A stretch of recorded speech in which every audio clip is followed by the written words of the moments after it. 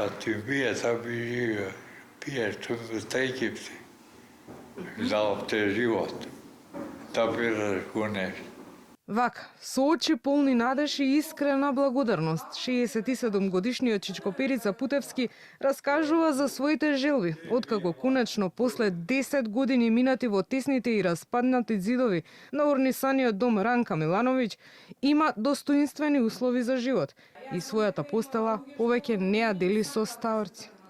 По историјата на Канал 5, по околу 3 недели социјалните служби го пренесоа од Ранка Милановиќ во специјализираната геријатриска болница 13 ноември во Ѓорче. Чичко Перица се уште се адаптира на новата средина, но вели дека никогаш претходно никој не му дал надеж дека ќе дојде денот кога ќе спие во чисто и дека некој ќе се грижи за него. Продева нема тежина на тој живот и овој. Е голема разлика. А како викавте? Кому му е гајле за мене? Тоа. А сега? А сега е не друго. Значи, не е само за мене. Имам многу луѓе као мене. Не е само од Скопје и Македонија, ваки доми, ово. Ја не дали има некој дом друг у Македонија вако.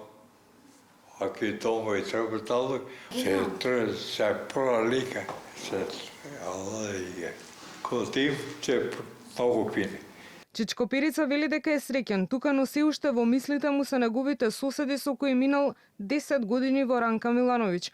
Вели, сега тука се е тивко и го нема джагорот на децата кои трчаа низ ходниците, тресејќи ги распаднатите ѕидови. Условите за живот беа мизерни, раскажува Чичко Перица.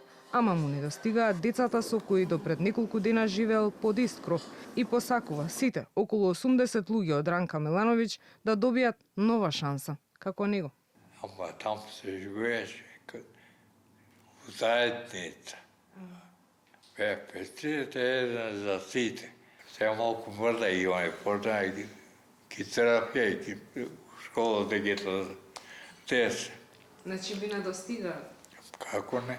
Заменик министерот за социјална политика Ѓоко Велковски вели дека има акцијски плани дека ќе се градат социјални типски куќи за луѓето од Ранка Милановиќ, а во меѓувреме останува опцијата тие да бидат пренесени во центарот за бездомници во Чичино село. Направен акцијски план е поминат на седница на владата, каде што со конкретни чекори повеќе институции, не само Министерството за социјална политика, туку и повеќе други институции кои што треба да бидат инволвирани подоцна решавање на нивниот проблем. Чичино село ни е единствениот ресурс законски кој што го имаме на располагање.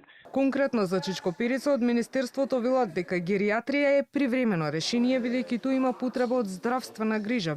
Во меѓувреме тој треба да добие и лична карта со која ќе може да дојде и до финансиска социјална помош.